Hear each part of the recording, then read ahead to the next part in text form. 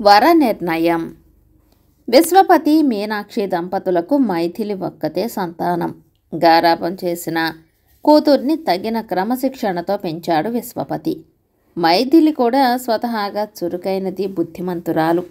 ఆమె విశ్వపతి ఆస్తికంతటికీ ఏకైక వారసురాలు కావడం చేత తమ కోడలుగా చేసుకోవాలని చాలామంది ఉవ్విళ్ళూరేవారు. అయితే తమ కోరికను బయటపెట్టి ప్రయోజనం లేదని అందరికీ తెలుసు. కారణం విశ్వపతి ముగ్గురు మేనల్లుళ్ళు.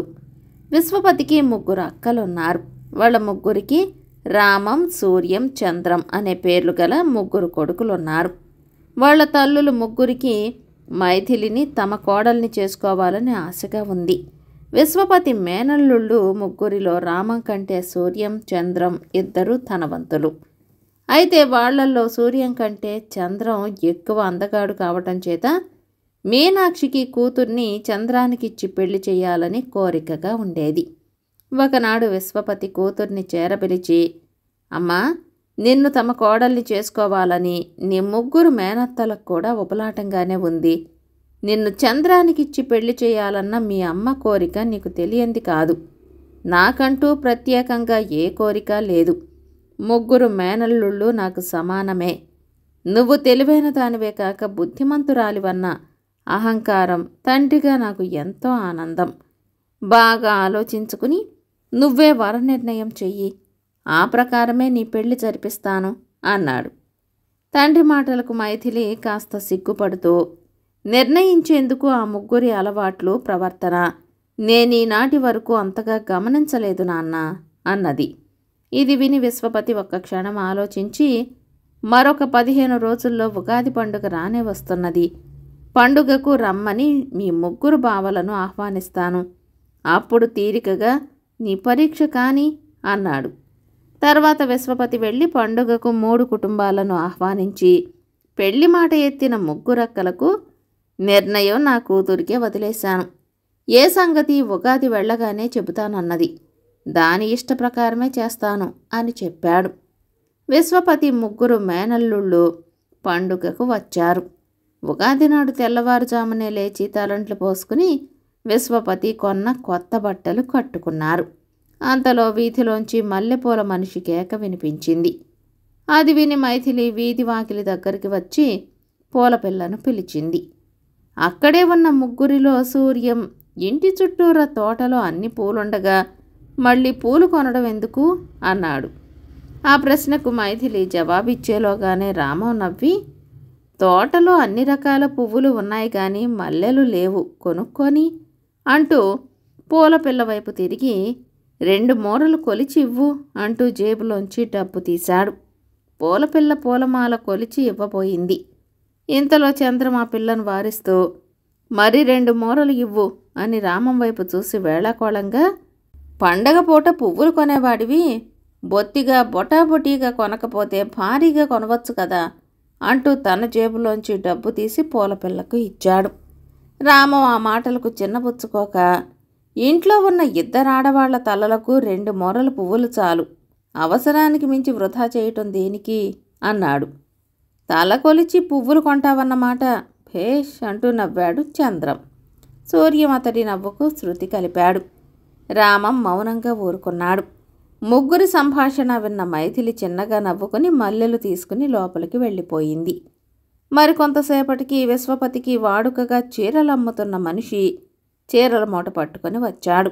అతన్ని చూసి ఆశ్చర్యంగా విశ్వపతి, పండుగకు కావలసిన చీరలు తీసుకున్నాం కదా, మళ్ళీ వచ్చావేమిటి అని ప్రశ్నించాడు. కొత్త రకాల చీరలు వచ్చాయి బాబు, అమ్మాయి గారికి బాగుంటాయని తెచ్చాను అన్నాడు చీరలవాడు. విశ్వపతి అతనికి జవాబిచ్చే లోపలే చంద్రం, ఏవి చూపించు అన్నాడు. ఈలోగా వాళ్ళ మాటలు విని మైథిలి అక్కడికి వచ్చింది. ఏదో కొత్త రకపు చీరలట, నీకేది నచ్చుతుందో చూసుకో అన్నాడు చంద్రం.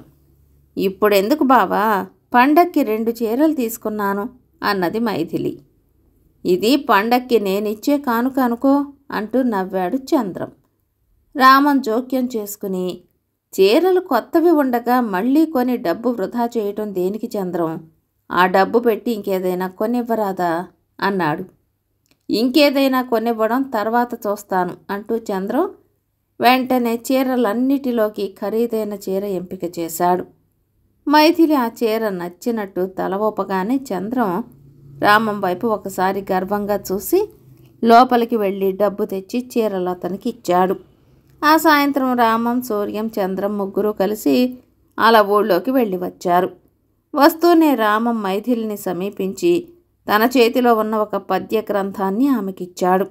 మైథిలి ఆశ్చర్యంగా, ఈ పూర్వకవి అంటే నాకిష్టమని నీకెలా తెలుసు బావా అని అడిగింది. ఉదయం నువ్వు పక్కింటి అమ్మాయితో మాట్లాడుతూ ఫలాని పూర్వకవి రచనలంటే ఇష్టమని, కానీ ఆయన రచనల్లో ఒకటి ఎంత ప్రయత్నించినా దొరకలేదని అంటూ ఉండగా విన్నాను.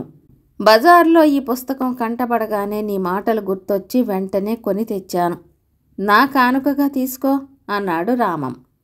ఆ రాత్రి భోజనాలయ్యాక ఎందుకో పెరట్లోకి వెళ్ళబోతూ మైథిలి అక్కడ జరుగుతున్న సంభాషణ విని అప్రయత్నంగా ఆగిపోయింది. నీ దగ్గర లేదంటే నమ్మబుద్ధి కావటం లేదు రామం, కాస్త నిష్ఠూరంగా వినిపించింది చంద్రం స్వరం.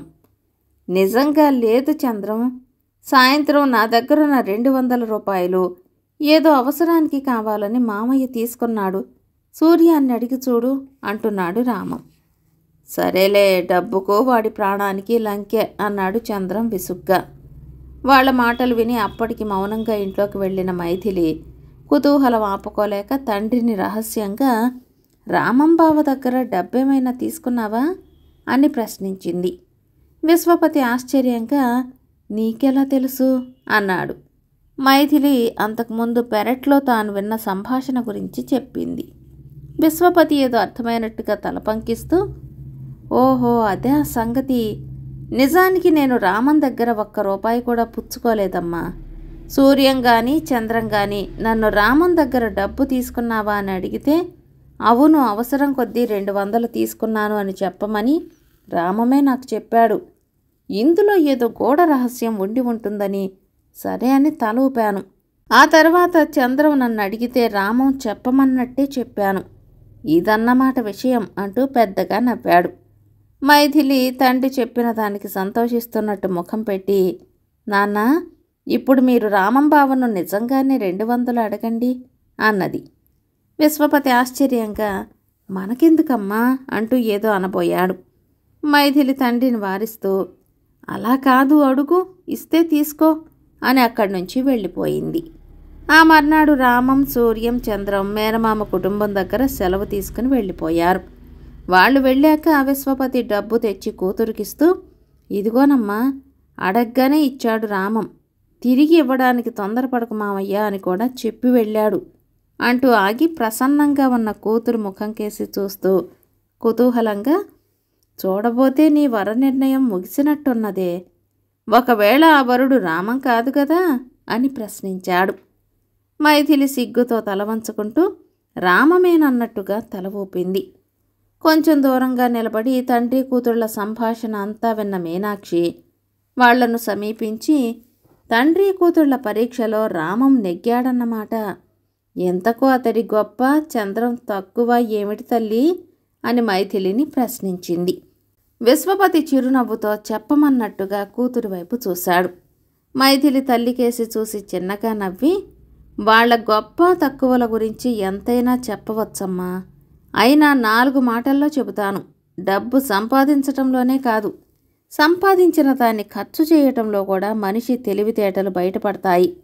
చంద్రం అతికిపోయే రకం, సూర్యం అందుకు పూర్తి వ్యతిరేకంగా పరమ పిసినారి, మధ్యస్థుడైన రామం ఏ ఖర్చు ఎలా చేయాలో తెలిసినవాడు. గొప్పలకు పోయి తన దగ్గరున్న డబ్బు పెట్టి నాకు చీర కొనేసిన చంద్రం రామాన్ని అప్పు అడగవలసి వచ్చింది. అటువంటి వాడికి ఇచ్చిన డబ్బు తిరిగి రాదని తెలిసిన రామం నేర్పుగా తప్పించుకున్నాడు. అయితే అదే డబ్బు నాన్నకివ్వడానికి వెనుకాడలేదు. అంతేకాదు, పరోక్షంగా నా మనసు తెలుసుకుని నా కోసం పుస్తకం తెచ్చిన రామం నా భర్త అయితే నా మనసు తెలుసుకుని ప్రవర్తిస్తాడు. నేను కోరేవి మంచివైతే తీరుస్తాడు, లేని పక్షంలో అదుపు చేస్తాడు. ఇప్పుడు చెప్పు, చంద్రం కంటే రామం గొప్పవాడు కాదా అని ప్రశ్నించింది. మీనాక్షి చప్పున ఏమీ మాట్లాడలేకపోయింది.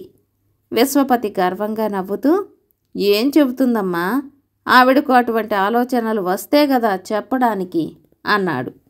మీనాక్షి వెంటనే చిరుకోపంగా, నాకు రాకపోతేనే నా కూతురుకు వచ్చాయి కదా, అదెవరనుకున్నారు, మీనాక్షి కూతురు అంటూ తృప్తిగా వంటింట్లోకి నడిచింది. కథ సమాప్తం. నిర్వాసుడి మోక్షప్రాప్తి. ఒకానొకప్పుడు దుర్గమారణ్యంలో నిర్వాసుడనే కోపిష్టి ముని ఉండేవాడు. ఎవరి వల్లనైనా చిన్న తప్పు జరిగితే చాలు, వెనక ముందు చూడకుండా పెద్ద శాపాలివ్వడం ఆయన అలవాటు.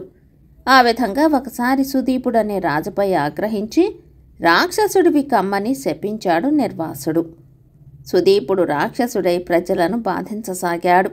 సుదీపుడి మంత్రి సుకాముడు ఆయనకు జరిగిన విషయం తెలిసింది. వెంటనే ఆయన దుర్గమారణ్యానికి వెళ్ళి నిర్వాసుడిని కలుసుకుని, మునివర్య, సుదీపుడు మంచి రాజు, ఆయన పాలనలో ప్రజలు సుఖంగా ఉండేవారు.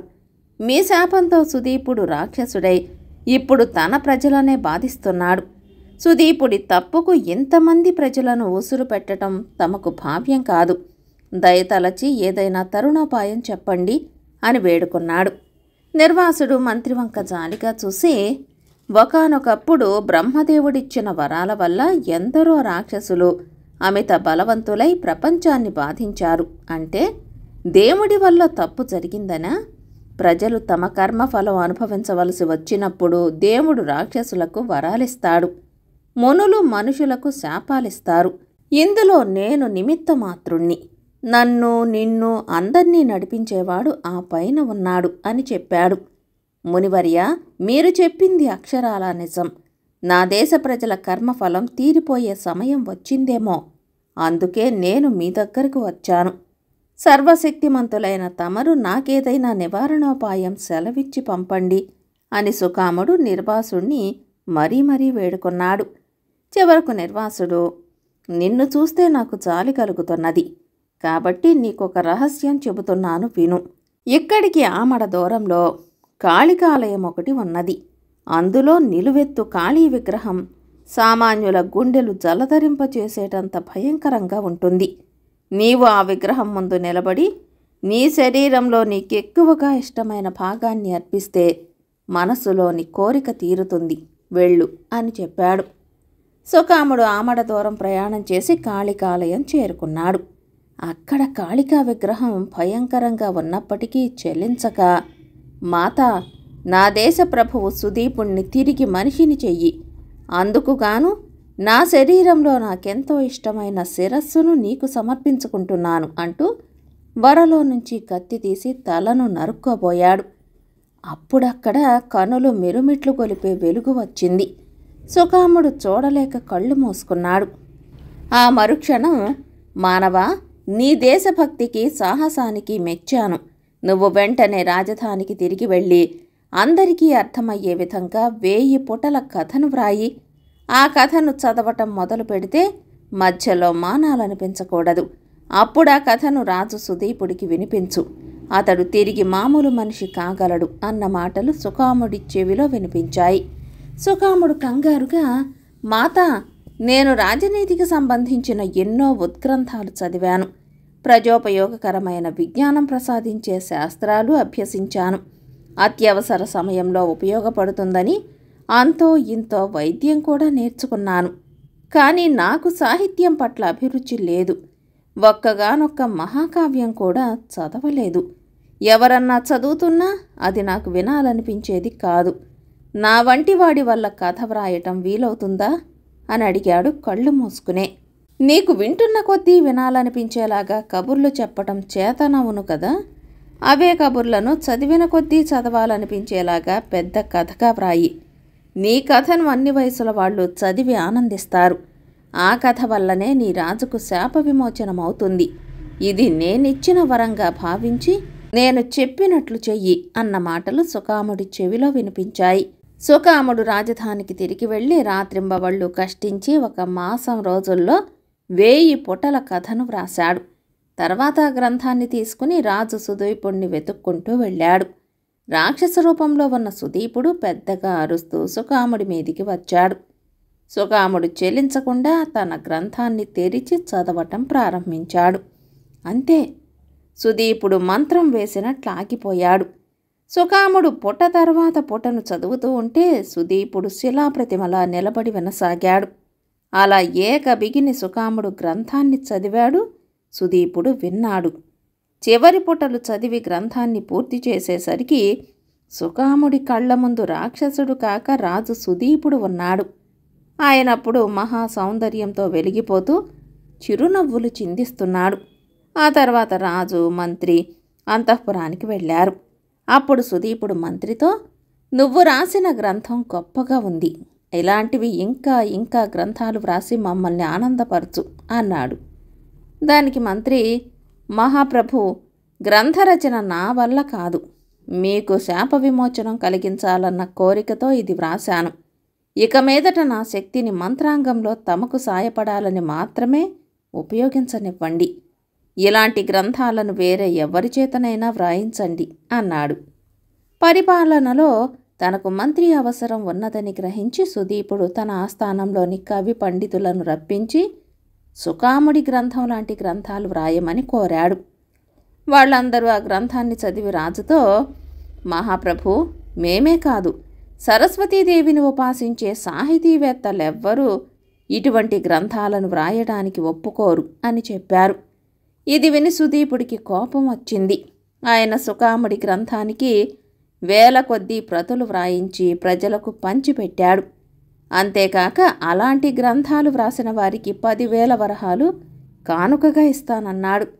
సాహితీవేత్తలెవ్వరూ 10,000 వరహాలకు ఆశపడలేదు.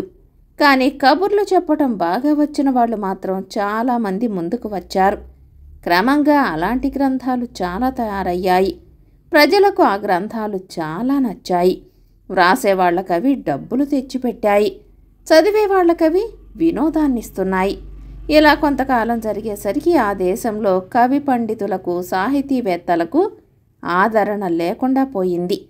వాళ్ళంతా కలిసి ఒకచోట సమావేశమై విషయం చర్చించాక ఇటువంటి ఇబ్బంది కలగడానికి కారణం నిర్వాస మహాముని మాత్రమే చెప్పగలడని అనుకున్నారు. ఆ ముని మహాకోపిష్టి. ఆయన మనందరినీ కలిపి శపిస్తే ఏం చేయాలి అని ఒక పండితుడు అడిగాడు.